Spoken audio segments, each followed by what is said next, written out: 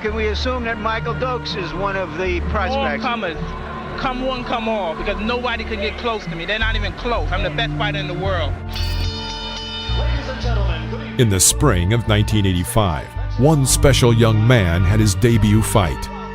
Back then, no one knew he was destined to become one of the most recognizable boxers in history, Mike Tyson. He broke into the ring, demolishing one opponent after another on his path. His youth, speed, and powerful onslaught made his fight spectacular. In this episode, we will show you the destructive power, the lightning speed, and the malicious aggression of the legendary Mike Tyson. Mike Tyson versus Ricardo Spain. The fourth fight in Mike Tyson's career took place on June 20th, 1985, at Resorts International, Atlantic City, New Jersey. Mike Tyson's fourth fight. First fight in front of a big-time audience, though. This time not in. Mike Tyson. After a series of 12 unanswered strikes by Tyson, Spain tried to mount a comeback with a clinch. In an instant, Mike hits with a left hook, sending Spain to the deck. Hits like a steam hammer. As Ricardo Spain has already found out. Boy, that was quick. Boy, that was fast. Boy, that was found out. Leaning on the ropes, Ricardo rose at the count of 8. As soon as the referee gave the command to continue the fight, both boxers went on the attack. Both missed their targets, but Mike Tyson was faster and immediately landed a left hook to Spain's jaw. Ricardo's knees bent, which saved him from 2 more blows, but the referee stopped the bout. Absolutely destroyed him there. Well, we wondered, didn't we, when we saw the Halpin fight? Mike Tyson versus Michael Johnson. Mike's 8th fight, which took place on September 5th, 1985. The fight, like most of young Tyson's bouts, did not last long. Only 39 seconds. There he goes. He's just going to pull. After the first exchange of blows and a powerful left hook to the liver, Johnson was knocked down to the floor of the ring. Because down he goes. The left hook just buried him, dug him in the ribs. I think it was a left and a right. The referee counted and gave the command to continue. The fight quickly began again, and Tyson hit Johnson with a powerful right cross, knocking him out. And he put it all there. I hope he's not hurt because that was a brutal, wide open punch. He did not have his guard up, and Mike Tyson just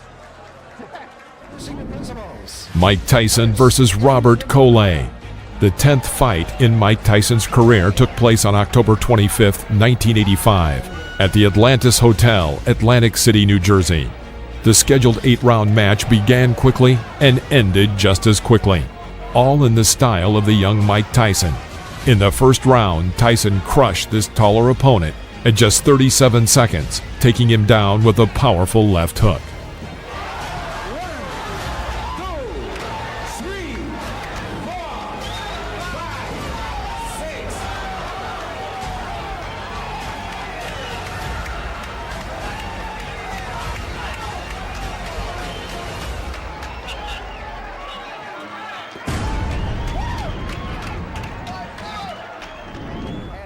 Mike Tyson versus Eddie Richardson.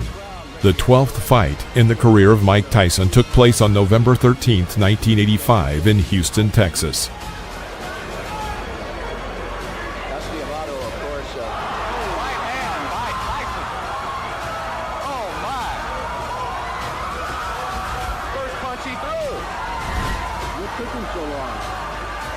There were a lot of spectators in the hall. Everyone got comfortable in anticipation of the next knockout. And the knockout came, 1 minute 17 seconds into the first round, when Mike delivered a left hook to Eddie's head.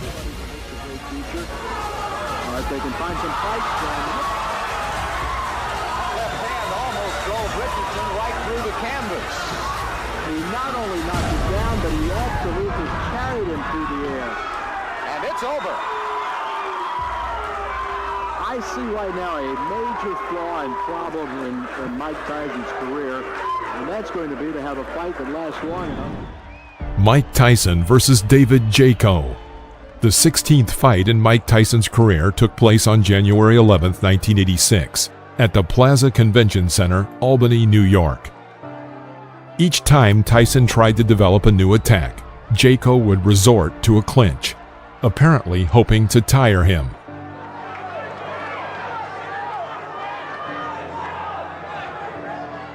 After one of these combinations, a strike landed on David's head, and he found himself knocked down into the corner of the ring.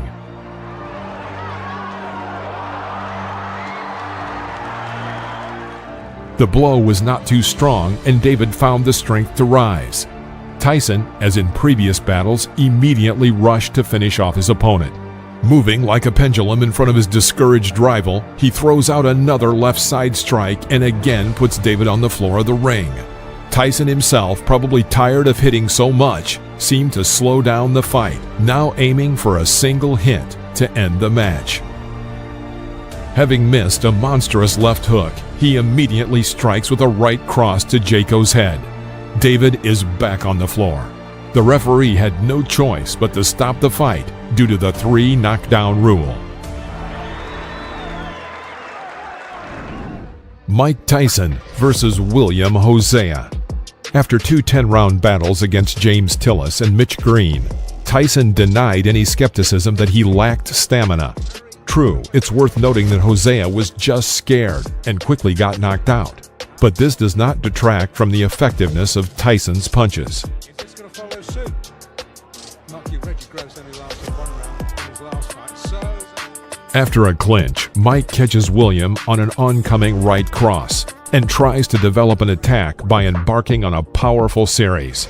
Most of the blows glanced, but from the sheer number and the heavy pace, Hosea falls to the floor of the ring. The crowd, as you would expect for the local boy. He clearly was not eager to continue the fight and deliberately did not rise before the count of 10. The referee stopped the fight. Well, I thought he did. Hosea. Mike Tyson versus Lorenzo Boyd. The fight took place on July 11, 1986 in Swan Lake, New York. This fight was one of a series of fights that Tyson held in the summer of 1986, already on the outskirts of a battle for the championship title.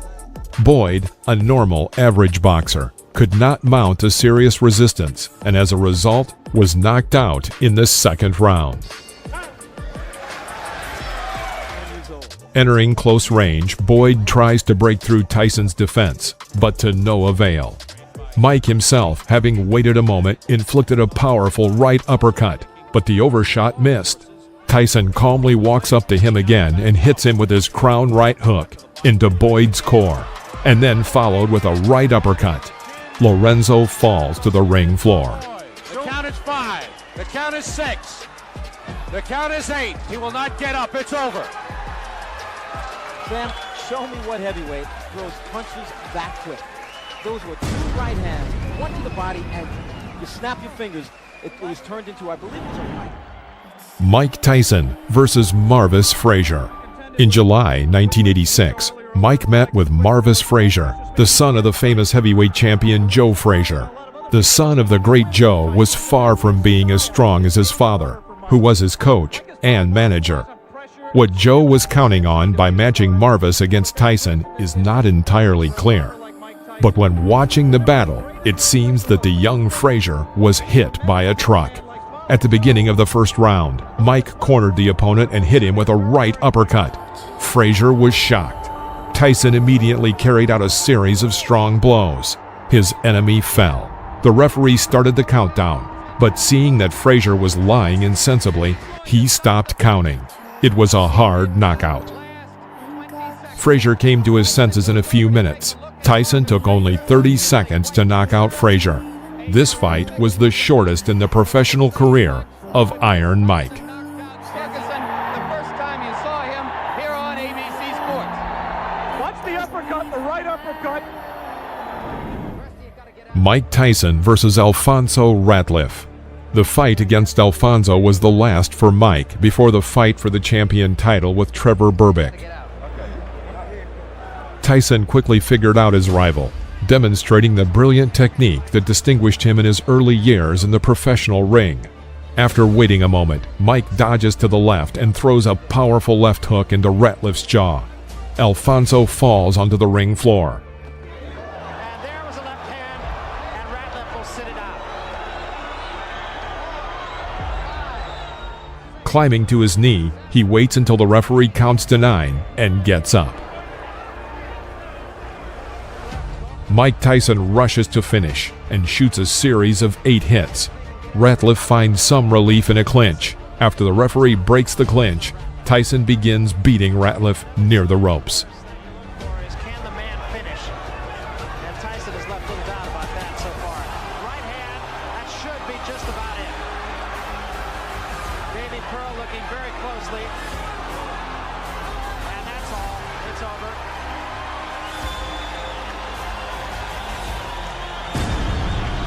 The bicycle had a flat tire. And the rider fell off.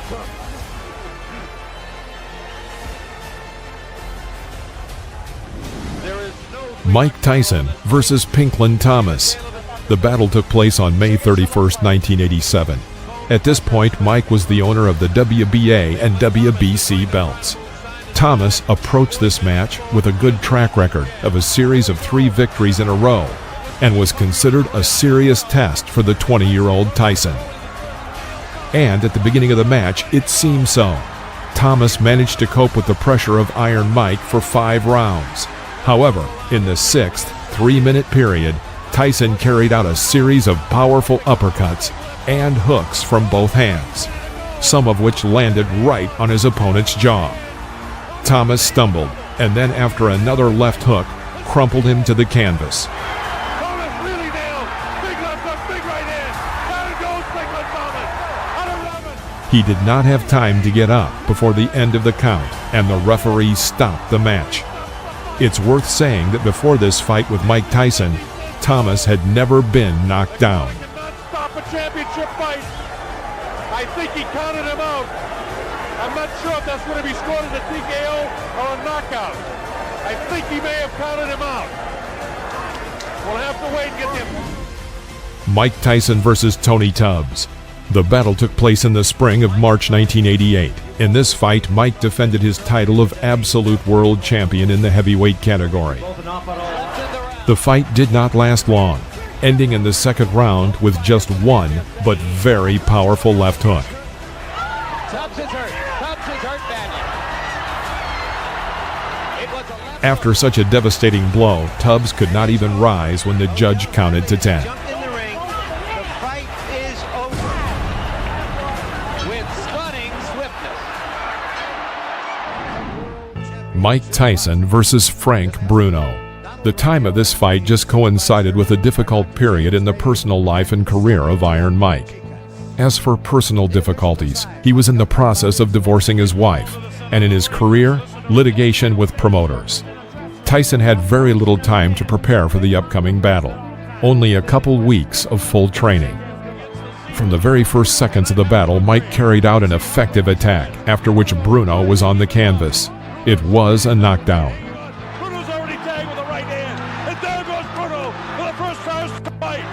The first right hand that caught him. He was down. And now has all of Bruno managed to recover and continue the fight, sometimes showing good boxing. Mike and hit. Mike is just looking for an opportunity to come. It all ended in the 5th round when Tyson struck a series of punches, from which Bruno was thrown to the ropes. It was there that Mike began to continuously beat him, and it stopped only when Bruno's team threw in the towel. Doesn't answer it. Richard Steele has moved in and has stopped the fight. It's all over. Michael Tyson wins on a 5th round TKO.